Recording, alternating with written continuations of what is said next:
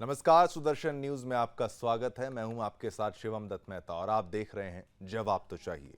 जवाब तो चाहिए में आज हम बात करेंगे तुष्टीकरण के लिए दिए गए पश्चिम बंगाल की मुख्यमंत्री ममता बनर्जी के उस बयान की, जिससे अब विवाद खड़ा हो गया है। अंतर्राष्ट्रीय मुद्दों में हस्तक्षेप कर ममता बनर्जी सवालों के घेरे में आ गई हैं। दरअसल बांग्लादेश में आरक्षण विरोधी आंदोलन के बीच पश्चिम बंगाल की मुख्यमंत्री ममता बनर्जी ने एक ऐसा बयान दिया था जिस पर विवाद खड़ा हो गया है। बता दें कि कोर्ट के हस्तक्षेप के बाद बांग्लादेश में प्रदर्शन शांत है, लेकिन सीएम ममता के बयान पर बांग्लादेश सरकार ने अपनी आपत्ति यानी कि ऑब्जेक्शन जो है वो दर्ज कराया है। ममता बनर्जी ने हिंसाग्रस्त बांग्लादेश से आए असहाय लोगों को आश्रय देने संबंधी बयान दिया था, जिसके बाद बांग्लादेश ने इस मामले में 23 जुलाई को नई दिल्ली को एक आधिकारिक नोट भेजा है। दरअसल ममता बनर्जी ने 21 जुलाई को एक बयान दिया था। उनका जो शहीद दिवस मनाया जा रहा था, उसके दौरान उन्होंने बांग्लादेश में बढ़ती हिंसा और विरोध प्रदर्शनों पर कमेंट किया था। उन्होंने कहा था कि बांग्लादेश के संकट में फंसे लोगों के लिए अपने दरवाजे खुले रखेगा बंगाल और उन्हें आश्रय देने के लिए भी हम पीछे नहीं हटेंगे। उन्होंने कहा था कि अगर असहाय लोग पश्चिम बंगाल का दरवाजा खटखटाते हैं तो हम निश्चित रूप से उन्हें आश्रय देंगे, जिसके बाद अब बवाल मच चुका है। इस बीच पश्चिम बंगाल के राज्यपाल सीवी आनंद बोस ने ममता बनर्जी से उनकी टिप्पणी पर रिपोर्ट मांगी है। राजभवन ने कहा है कि विदेशी मामलों से संबंधित किसी भी मामले को संभालना केंद्र का विशेष अधिकार है। राज्यपाल कार्यालय ने अपने एक बयान में कहा था, मुख्यमंत्री ने विदेश से आने वाले लोगों को आश्रय देने की जिम्मेदारी वाला सार्वजनिक बयान दिया। यह बयान बहुत गंभीर है। बता दें कि बांग्लादेश में खासकर राजधानी ढाका और अन्य जगहों पर हिंसा हो रही थी। छात्रों ने सरकारी नौकरियों के लिए कोटा प्रणाली में सुधार की मांग को लेकर विरोध प्रदर्शन शुरू कर दिया था, जिसके बाद यह प्रदर्शन हिंसक हो गया था। अब सीएम ममता बनर्जी के बयान के बाद नया विवाद खड़ा हो गया है। आज हम अपने प्रोग्राम में चर्चा करेंगे कि सीएम ममता बनर्जी को बांग्लादेश से इतना प्रेम क्यों है। ये गंभीर सवाल जो आपके टीवी स्क्रीन पर आ भी रहे हैं, क्या तुष्टीकरण की राजनीति के लिए अंतर्राष्ट्रीय संबंध को खराब करना ठीक है? ये भी एक सवाल है पश्चिम बंगाल सरकार से। और जो आरोप विपक्ष लगा रहा है, केवल हम नहीं कह रहे, ममता बनर्जी से विपक्ष ये सवाल कर रहा है। और अंत में सवाल ये भी कि केंद्र के विशेषाधिकार में ममता सरकार हस्तक्षेप कर संवैधानिक उल्लंघन कर रही है। बाइट आपको सुनाते हैं। চিন্তা করবেন না, বাংলাদেশে নিয়ে যদি আপনাদের কোনো পরিবার থাকে, পরিজন থাকে, কেউ পড়াশোনা করতে যান, কেউ চিকিৎসা করতে এসে ফিরতে না পারেন, যদি কোনো সহযোগিতার দরকার হয়, আমি বাংলাদেশ নিয়ে কোনো কথা বলতে পারি না, কারণ ওটা একটা আলাদা দেশ। যা বলার ইন্ডিয়া গভর্নমেন্ট বলবে, আমি বলতে পারি না।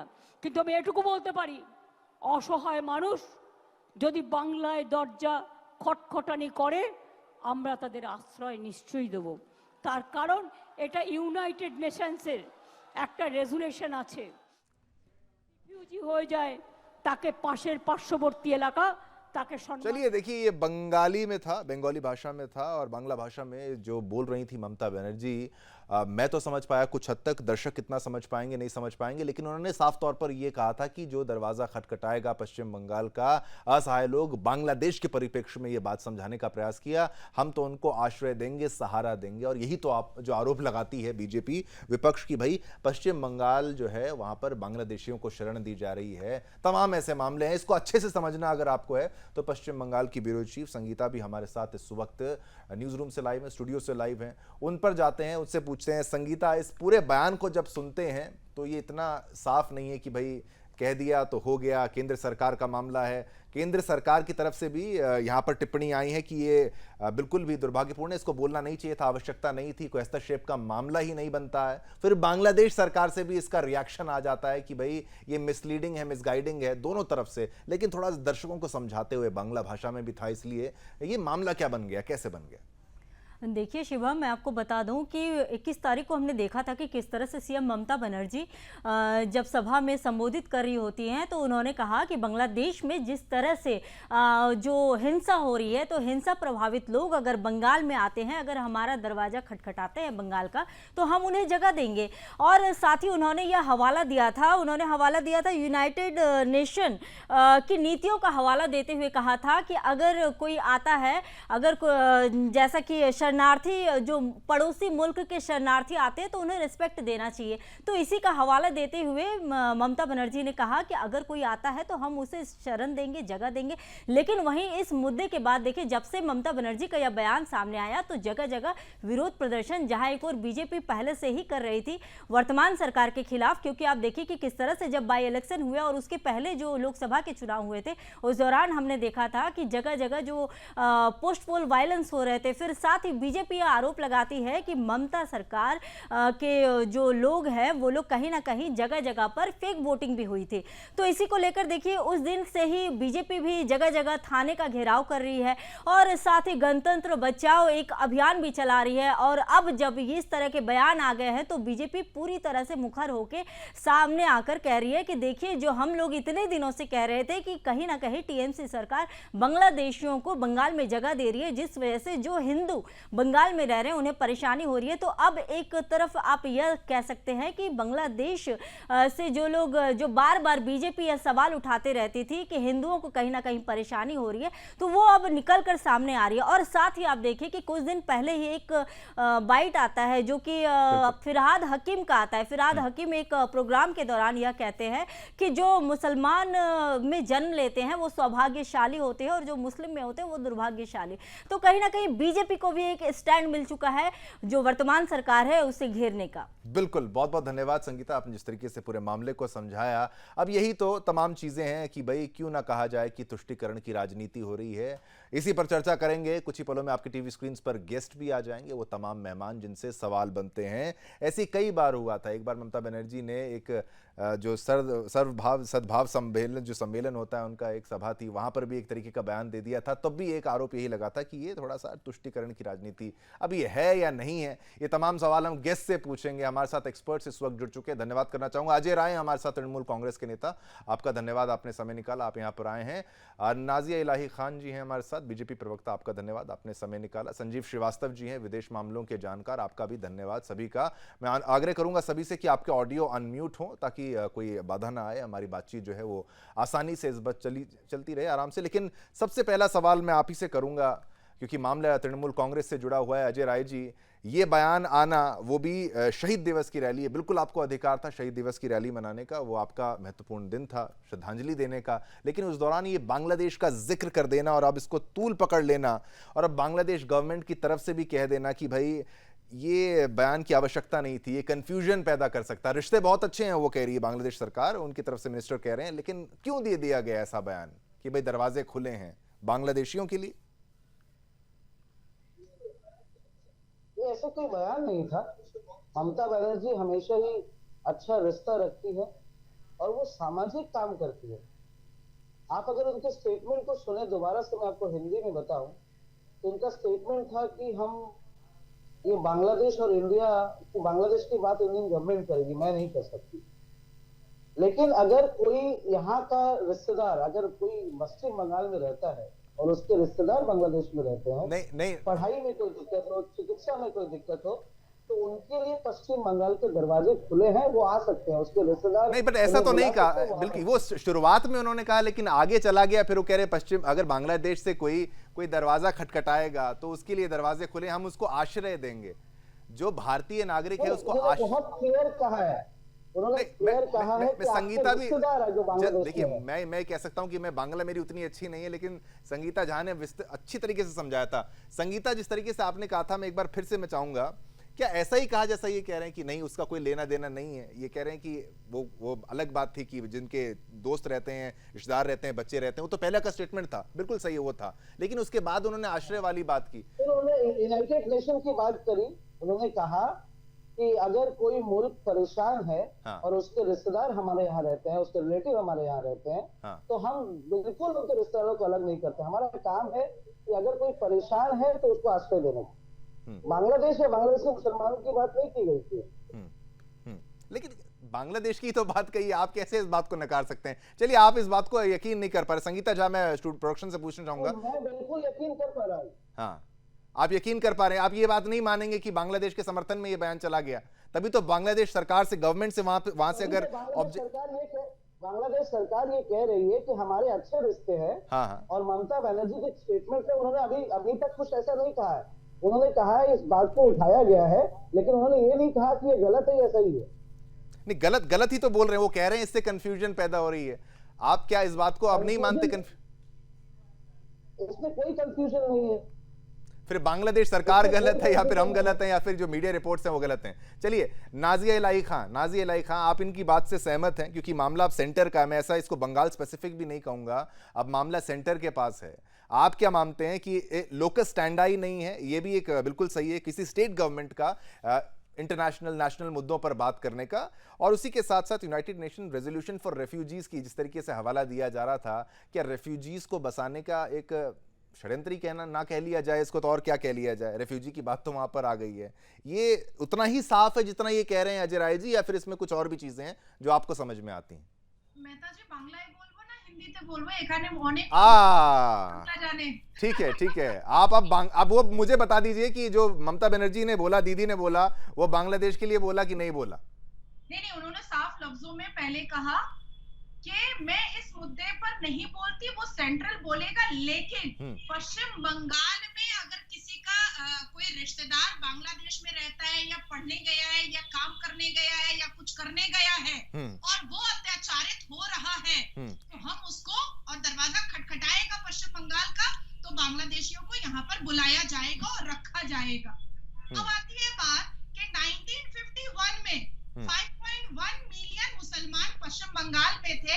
2011 के रिपोर्ट के हिसाब से 24.6 मिलियन जो मुसलमान हैं वो पश्चिम बंगाल में बस चुके हैं। अब बात आती है कि मुर्शिदाबाद में 7 करोड़ 1,03,870 टोटल पॉपुलेशन है, जिसमें से 4 करोड़ 7,70,573 सिर्फ मुसलमान है, मतलब 66.68% मुसलमान है।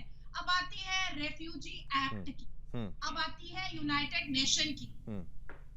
पश्चिम बंगाल की मुख्यमंत्री ममता बनर्जी साहिबा सिर्फ एक मुख्यमंत्री है, किसी देश की प्रधानमंत्री नहीं है।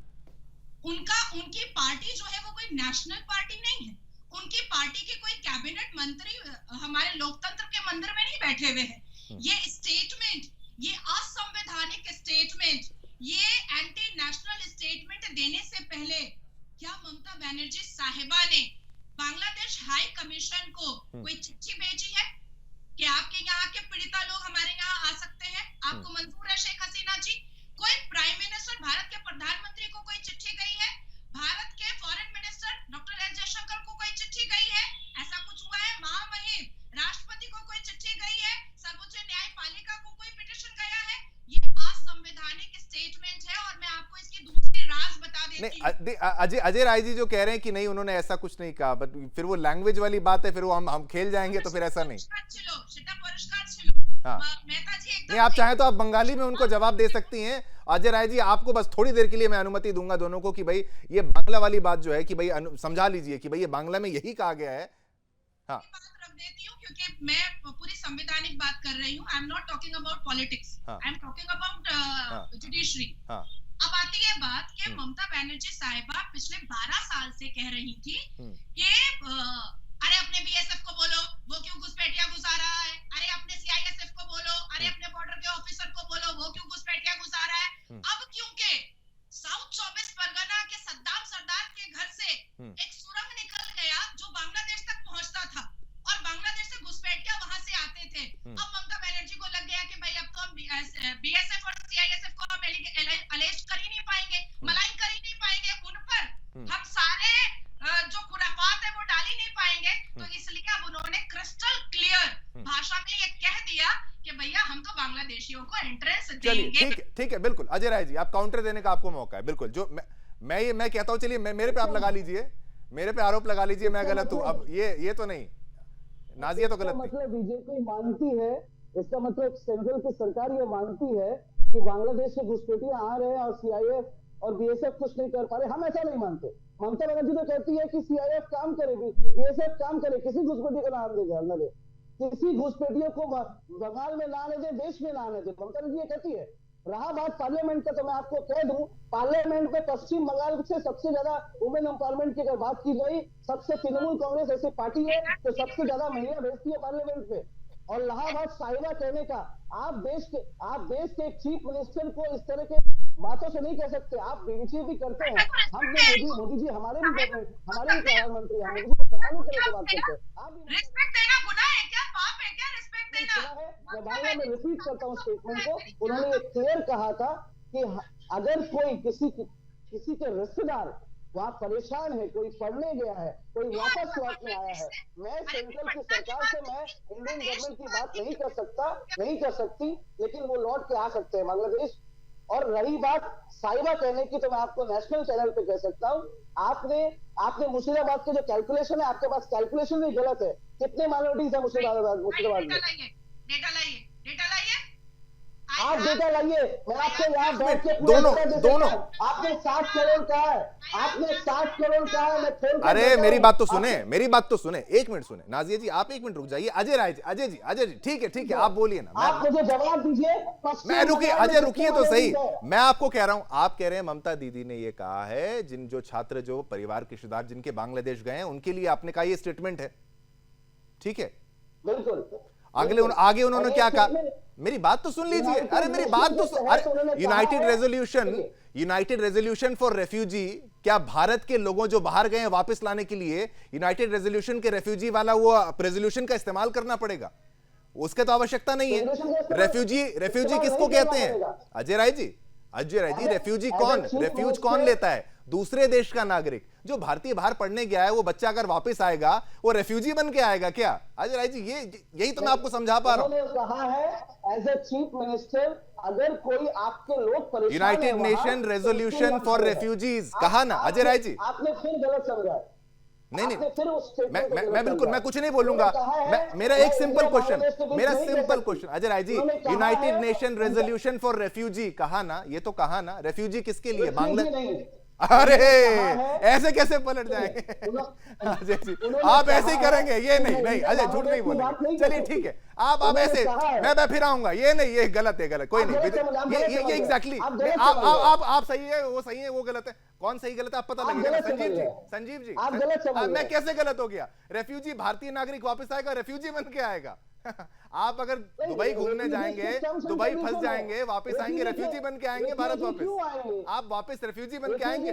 मान लीजिए आप और मैं दुबई गए, फंस गए, हम वापस आए, रेफ्यूजी बन के आएंगे। यूनाइटेड नेशन रेजोल्यूशन चाहिए। संजीव श्रीवास्तव जी, पूरे मामले को आपने देखा, ये रेफ्यूजी वाली बात और बांग्लादेश कनेक्शन जोड़ के क्या इतना ये सरल है कि कितना कंफ्यूजिंग है कि नहीं, ये क्या समझ पा रहे हैं आप? मैं तो ये समझ पा रहा हूं कि ममता दीदी कह रही है कि नहीं, बांग्लादेशियों के लिए आश्रय है। बीजेपी तो इस बात को कहेगी, लेकिन मैं इसको एनालिसिस करके बोलूंगा इंटेलिजेंटली। अगर हम इसको सोचने का प्रयास करें, वो बात ठीक है उन्होंने बोली है, जो बच्चे बाहर गए वो आए वापस, बिल्कुल समर्थन करते हैं। अच्छी खबरें दिखाते हैं पश्चिम बंगाल की। दुर्गा पूजा के पंडाल के जो अनुदान बढ़ाया उसको भी हमने आज दिखाया। अजय जी बिल्कुल ठीक है, संजीव, हाँ नहीं, हाँ बिल्कुल, वो हमने दिखाया, ये आप नहीं बोलना फिर, ठीक है? आइए वापस संजीव भी, आप बोलिए। सबसे पहले तो ये मैं कहूंगा कि भारत की विदेश नीति के बारे में किसी भी तरीके की जो एक्शंस होते हैं वो भारत की केंद्र सरकार ही ले सकती है, और राज्य सरकारों को ऐसा कोई संवैधानिक अधिकार नहीं है कि वो विदेश नीति से संबंधित किसी तरीके के बातों को या एक्शंस के बारे में वो बात करें। और ये जो पूरा जो अधिकार है वो भारत की केंद्रीय सरकार का है, भारत के विदेश मंत्रालय का है, और इस संदर्भ में राज्यों को हस्तक्षेप बिल्कुल भी नहीं करना चाहिए। ये राज्यों का विषय नहीं है, पहला तो ये मैं कहूंगा। दूसरा, जो पश्चिम बंगाल की मुख्यमंत्री सुश्री ममता बनर्जी का ये बयान है, ये बेहद भ्रामक बयान है। इस बयान के माध्यम से ऐसा लगता है कि या तो वो स्वयं भ्रमित हैं कि वो क्या कहना चाहती हैं, या अन्य जो उनके जो भी ऑडियंस है उसको वो भ्रमित करना की कोशिश भी हो सकती है। उसकी राजनीतिक लाभ को उठाने की जो कोशिशें हमारी दुर्भाग्य से देश की राजनीति में देखी जाती है, जो तुष्टीकरण की नीतियां जो अनेक सरकारें करती रही हैं, ये उसी का हिस्सा हो सकता है। एक विशेष वर्ग विशेष को जाहिर है कि एक डायरेक्टेड जो ये जो बयान होता है, जो तुष्टीकरण की भावना के साथ दिया जाता है, कि उसके तहत मुझे ऐसा लगता है कि ये दिया गया है। जहां तक रिश्तेदारों का बांग्लादेश में जाना और फिर यदि वहां फंस जाए तो वापस आ जाना, तो वो तो जैसे कि आपने स्वयं कहा, बहुत अच्छी एनालिसिस की, ये तो रिफ्यूजी नहीं कहे जाएंगे। और जहां तक रिफ्यूजीज का प्रश्न है, तो भारत की जो रिफ्यूजीज से संबंधित कोई ऐसी नीति नहीं है। जो भारत एक रिफ्यूजी कन्वेंशन 1951 का है और जो उसका एक प्रोटोकॉल 1967 का है, भारत उसका सिग्नेटरी नहीं है।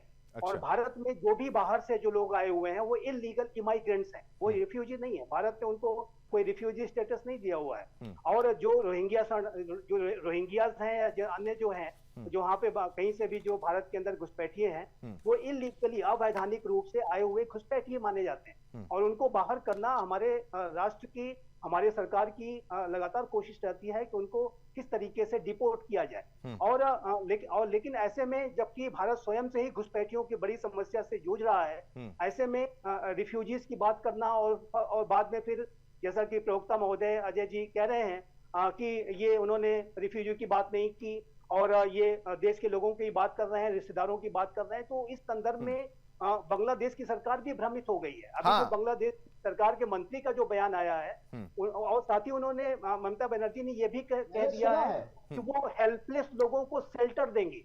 आखिर बांग्लादेश की सरकार को अब इस बात को बुरा लग रहा है कि क्या हमारे देश के लोग हेल्पलेस हैं जिनको कि आप शेल्टर देंगे, वो भी एक राज्य का मुख्यमंत्री।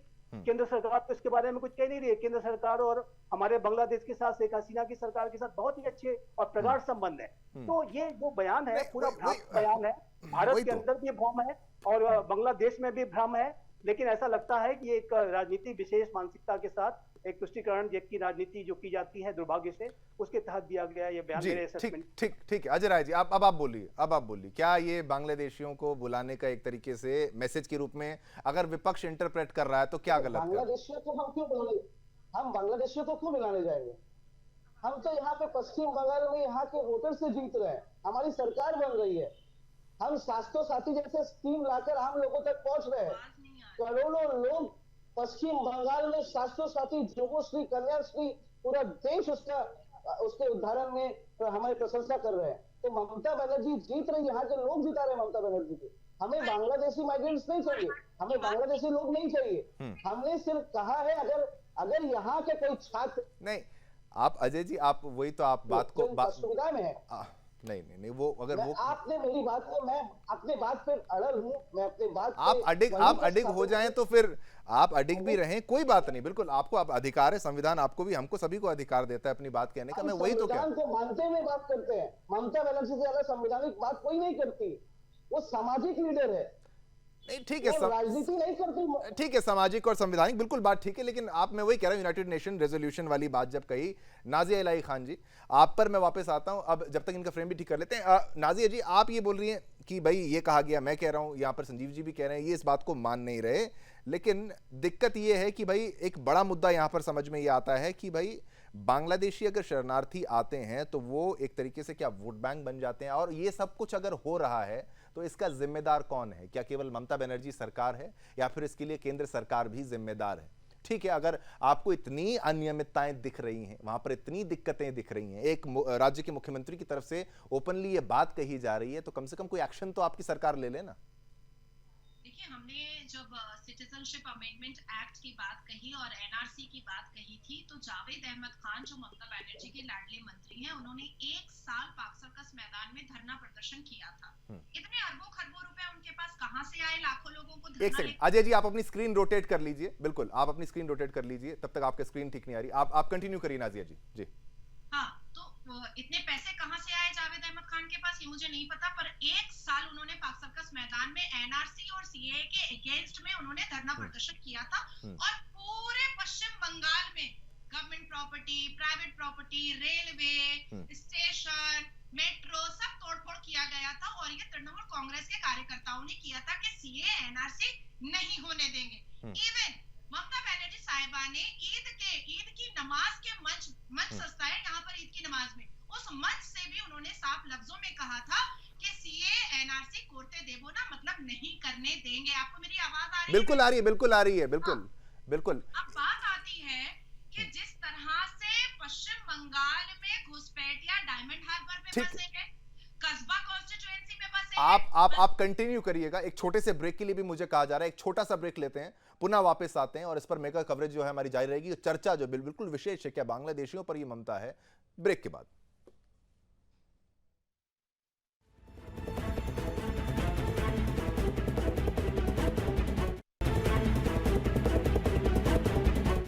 चलिए ब्रेक के बाद पुनः आपका स्वागत करते हैं। तो ममता बनर्जी का जो बयान था कि भाई बांग्लादेश से अगर कोई आश्रय मांगता है, जबकि बात बांग्लादेश की हिंसा की चल रही थी, पहले शुरुआत में उन्होंने बात की जिनके लोग बाहर रहे उनको आने की, लेकिन फिर उसके बाद यूनाइटेड नेशन रेफ्यूजी वाली जो बात करी, वो तमाम बातें। नाजिया इलाही खां, आप अपनी बात को कंटिन्यू करें, आप क्या कुछ कह रही थी, फिर वापस आते हैं बाकी गेस्ट पर। ड्यूरिंग द लोकसभा इलेक्शन 2024 जी, हमने ये बात का दावा लिया था और पूरी जिम्मेदारी से कहा था कि यहाँ पर 10 to 12% ऐसे वोटर्स हैं जो यहाँ के जन्म है ही नहीं, जो घुसपैठियां हैं। अच्छा। और जिसमें से 80,000 से ऊपर लोगों का फेक वोटर आईडी कार्ड हमने Election Commission of West Bengal को जमा भी किया था। क्या हमें याद नहीं है कि हैदराबाद में माधवी लता जी ने भी 8 लाख वोटर्स का जो पूरा इन्वेस्टिगेशन करके घुसपैठियों का उन्होंने जमा किया था इलेक्शन कमीशन हैदराबाद को, बिल्कुल याद है। पश्चिम बंगाल में घुसपैठिया जो रहने लगे हैं बांग्लादेशी, ये तो अब मुसलमान खुद बोलते हैं, जो पश्चिम बंगाल के मुसलमान हैं वो खुद कहते हैं कि यहाँ पर बांग्लादेशी मुसलमान भरे पड़े हैं। ये तो मुसलमान खुद कह रहे हैं। आप अगर पश्चिम बंगाल में डायमंड हार्बर जाइएगा, आप पश्चिम बंगाल में कुलतुले जाइएगा, आप पश्चिम बंगाल में उलबेरिया जाइएगा, आप पश्चिम बंगाल में मटियाबुरुज पोर्ट एरिया जाइएगा, क्या इस बात को ये जो टीएमसी के नेता बैठे हैं इस मानने से इनकार कर देंगे कि 2021 में फरहाद हकीम साहब ने साफ लफ्जों में कहा था कि कोलकाता मिनी पाकिस्तान है? क्या फरहाद हकीम ने नहीं कहा था कि दुर्भाग्य है? लीजिए अजय राय जी ऐसे हंसते हंसते ही बांग्लादेश ना बन जाए बंगाल, ऐसे ये बिल्कुल नहीं, ऐसे नहीं। सौभाग्य है वो व्यक्ति जो हिंदू घर में जन्म लिया और सौभाग्य है वो व्यक्ति जो मुसलमान में जन्म लिया। कन्वर्शन को प्रोवोकेशन नहीं लगा रहे थे क्या? हमीदुर रहमान ने शरिया कानून इंसाफ के बारे में बात नहीं किया? क्या हमीदुर रहमान ने ये नहीं कहा कि जहां पर शरिया राष्ट्र चलता है वहां पर शरिया कानून इंसाफ सभा लगता है? क्या ममता बनर्जी ने ड्यूरिंग लोकसभा इलेक्शन अपने स्पीच में नहीं कहा कि मुसलमान कोई भी अगर भारतीय जनता पार्टी को वोट करेगा तो अल्लाह उसको कभी माफ नहीं करेगा? क्या दुर्गापुर के मन से ममता ये बनर्जी तमाम चीजें भारतीय जनता पार्टी के खिलाफ में ये सारे एंटी नेशनल स्टेटमेंट इस पश्चिम बंगाल में तृणमूल के नेता देते आए हैं और बांग्लादेशियों का एक खजाना पॉकेट वोट के तहत ममता बनर्जी ने जमा करके रखा हुआ है। 29 सीटें ऐसे नहीं आई हैं, 29 सीटें पश्चिम बंगाल के डेटा के हिसाब से जो 24% जो मुसलमान यहाँ के हैं उसका है और 18% जो घुसपैठिया आकर के बसे हुए हैं उसका है। ठीक है अजय राय, जवाब आपका। देखिए सबसे पहले मुझे आप बोलने दे, ये 21 जुलाई का जो मंच था 13 लोग शहीद हुए थे, और जो वोटर आईडी कार्ड की बात बीजेपी के प्रवक्ता कर रही है, ये ममता बनर्जी थी जो 24 साल की सीपीएम की सरकार में जब धांधली हो रही थी और वोट के नाम पर लूटबाज हो रहा था, ममता बनर्जी ने पहली लड़ाई लड़ी थी कि no voter ID card no vote. उनकी लड़ाई थी। ठीक है नाजिया जी, उनको बोलने दीजिए। Voter ID card Mamata Banerjee के लिए मिला था। ठीक है, हाँ बोलिए अजय जी, ममता बनर्जी के लिए वोटर आईडी कार्ड मिला था।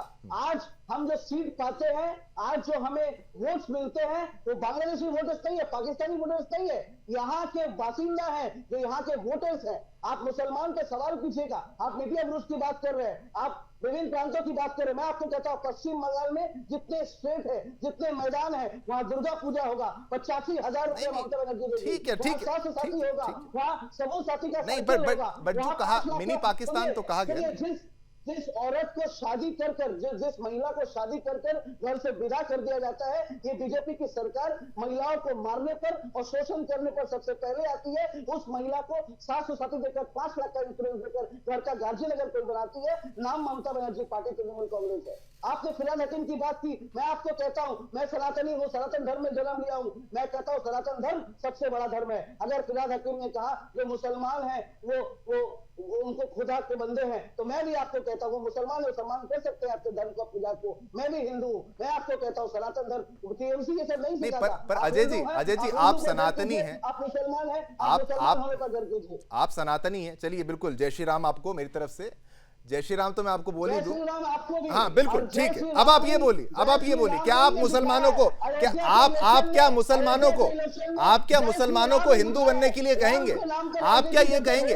अजय जी चलिए, बिल्कुल उनकी बात सही। आप क्या मुसलमानों को हिंदू बनने के लिए कहेंगे क्या? जिस तरीके से उस नेता ने इस्लाम की तारीफ करते हुए, नाजिया इलाही तो खुद एक मुसलमान है, उनकी तरफ से कहा जा रहा है। उन्होंने बिल्कुल नहीं कहा कि हिंदू मुसलमान बन जाए, उन्होंने क्या कहा है? कि हम जो मुसलमान जन्म लिए हैं, हम खुशनसीब हैं, मुसलमान है। आगे कहता हूं मैं हिंदू जन्म लिया हूं। नहीं, आगे क्या कहा? मुझे बीजेपी के नहीं अजय जी, ऐसे बात खत्म नहीं, बात करना चाहते हैं आप हमेशा बात घुमा कर करती है। कहां घुमा के? नाजिया जी उन्होंने आगे क्या कहा? हम मुसलमान हैं, हम सौभाग्य है, उसके आगे क्या कहा? एक साहब ने कहा था कि वो मुसलमान जन्नती है जो एक भी गैर धर्म को मुसलमान और हम कलमा बनाते। ठीक है अजय जी, यही आप करेंगे इसी बात से? उन्होंने कहा था जो भी हमारे धर्म में आना चाहे हम उन्हें आमंत्रण करते हैं। उनका स्टेटमेंट ये था, मुसलमान जन्नती है, हिंदू भी बहुत बड़ा धर्म है, हिंदू सबसे बड़ा धर्म है। हाँ। मैं आपको नेशनल डिलीवर करता हूँ, हिंदू सबसे बड़ा धर्म। हाँ बिल्कुल ठीक है, पर किसी को बुला रहे थे क्या? वो ऐसे हमारी तरह आप बुला रहे हैं क्या किसी को? बाकी धर्मों को बुलावा दे रहे हैं? क्यों बुलाने जाएंगे? तो फिर वो क्यों बुला रहे हैं? वही तो वो क्यों बुला रहे हैं? नहीं सिखाता। वो क्यों बुला रहे हैं? वो क्यों बुला रहे हैं? चलिए नहीं ठीक है, ये केवल नहीं, हाँ ठीक है, नहीं बिल्कुल अच्छी बात है, सनातनी है, अच्छी बात आपने कही, लेकिन उन्होंने इनवाइट किया है, यही एक मैटर ऑफ द पॉइंट है। रत्ना विश्वास, एक local TMC leader, north 24 Pargana district की, एक बात सामने आई थी, काफी बांग्लादेशी नागरिक रहते हैं, ये स्टेटमेंट उनका है कि जिनका वोटर आईडी नहीं बना है वो जाकिरदा के पास जाएं, जो बांग्लादेशी है, जाकिरदा से संपर्क करें। ये भी एक मीडिया रिपोर्ट्स में आप पढ़ेंगे तो ये भी सामने आ चुका है। तो उन्होंने कहा वो जिनको वोटर आईडी नहीं बना है वो अपना वोटर आईडी बनाए, तो ये भी तो एक स्टेटमेंट है। तो ये क्या, कौन से बांग्लादेशी? जिसके पास बंगाल के वोटर आईडी कार्ड है, देश का वोटर आईडी कार्ड है, वो वोट दे सकता है। आप प्रश्न नहीं समझे, प्रश्न आपको फिर समझा देता हूं। रत्ना विश्वास एक local TMC leader, north 24 Pargana district की, फॉर्मर पंचायत प्रधान, उन्होंने कंट्रोवर्शियल रिमार्क दिया था, कहा था, बर्थडे था वहां पर एमपी काकोली घोष दस्तीदार जी का, हावड़ा में, many Bangladeshi people live. Zakir Hussain ji की कॉन्स्टिट्यूंसी में बहुत से बांग्लादेशी लोग रहते हैं और अगर उनको दिक्कत आती है अपना नाम वोटर लिस्ट में लाने में तो जाकिर दा से संपर्क करें। हम नहीं चाहते कोई भी वोट छूट जाए। इस पर आपकी टिप्पणी लें, नाजिया का भी कमेंट ले लेते हैं।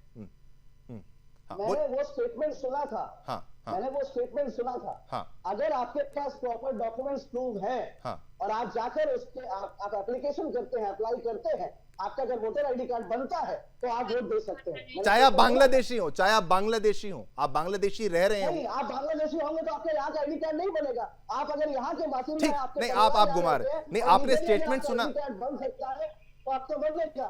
जब आपने स्टेटमेंट सुना तो आपने बांग्लादेशी भी सुना ना? अजय प्लीज, आपने सुना ना बांग्लादेशी सुना कि? मैंने सुना, मैंने पूरा बात सुना। फिर भी आप कह रहे हैं आप वोटर आईडी बना सकते हैं, तो आप कह रहे हैं बांग्लादेशी भारत में voter ID, Bangladeshi Bharat legally बना सकते हैं, अगर आपका बन सकता है। नहीं, ठीक, ऐसे कैसे बन सकता है? बांग्लादेशियों को, जिन नियमों कौन से बांग्लादेशियों का भारत में वोटर आईडी बन सकता है? मैंने आपसे बांग्लादेश की बात नहीं कर रहा, मैं कह रहा हूँ नहीं, रत्ना तो कर रही थी ना, रत्ना विश्वास तो कर रही थी। नाजिया क्या जवाब है इस सवाल का? क्या जवाब है? नहीं, बिल्कुल नहीं, बांग्लादेशी का तो बनना ही नहीं चाहिए ना, वही तो, उनको तो हटाना है। बोलिए। मैं आपको फिर कह रहा हूँ, जिन डॉक्यूमेंट के साथ आईडी कार्ड बनते हैं, वोटर आईडी कार्ड बनते हैं, ममता बनर्जी ने आईडी कार्ड की लड़ाई की, वो लाइए वोटर आईडी। ठीक है अजय, ठीक है, नाजिया का स्टेटमेंट, ये रत्ना विश्वास वाला जो स्टेटमेंट था आपको भी याद होगा, नॉर्थ 24 परगना में। हाँ, इस पर क्या चैनल्स पर रिएक्शंस भी दिए हैं और मैं आपको बता दे रही हूँ कि हमारे पश्चिम बंगाल में सिर्फ बांग्लादेशी और रोहिंग्या घुसपैठियों को नहीं लाया जा रहा है, पाकिस्तानी लड़कियों को भी लाया जा रहा है और जिसकी साजिश चल रही है कि उसको शादी करके यहाँ पर बुलाया जा रहा है। पश्चिम बंगाल में मुसलमान लड़कियां नहीं बची हैं, इसलिए मुसलमान लड़के पाकिस्तान की लड़कियां बुलाकर, ये एक बड़ा स्टेटमेंट आप दे रही हैं। बीजेपी झूठ बात करती है, फिर झूठी बात करती है। नहीं अजय जी, नहीं बचे, पाकिस्तान से आ रही, आपके पास डेटा भी गलत होता है, आपके पास सारे रिपोर्ट भी गलत होते हैं। बीजेपी एक भ्रष्ट पार्टी है, भ्रष्ट पार्टी। नहीं, अरे क्या भ्रष्ट? उन्होंने आपको भ्रष्ट तो नहीं बोला, नाजिया का स्टेटमेंट तो सुन ले, ऐसे किसी तरह भ्रष्ट पार्टी है। अरे ऐसे क्यों बौखला रहे? अखाड़े का मैदान तो नहीं है, यहाँ पर इंटेलेक्चुअली बात होती है। चलिए नाजिया, बात करते हैं, क्या भ्रष्ट हो गया? आप डिनाई करते हैं इस बात को। आप हमेशा महिलाओं की बात करते हैं। महिला आपके राज्यों में, बीजेपी शासित राज्यों में महिलाओं सबसे ज्यादा भुक्तभोगी है। आप महिला की बात करते हैं, हम महिलाओं को सर्वरूप ऊपर रखते हैं, महिलाओं को पार्लियामेंट में भेजते हैं, हम महिलाओं के लिए बहुत सारे स्कीम्स लॉन्च करते हैं। सेफ्टी सिटी है कोलकाता, आप पश्चिम बंगाल में महिलाएं सुरक्षित है, आपके केंद्र शासित राज्यों में नहीं। अजय इनका एक बड़ा क्रिटिकल पॉइंट है, बड़ा इंपॉर्टेंट एलिगेशन। अजय जी ये कह रहे हैं कि पाकिस्तान से महिलाओं को बुलाया जा रहा है शादी करने के लिए, क्या ये भी सत्य है? आप इनकी बात से सहमत ये हैं? गलत है।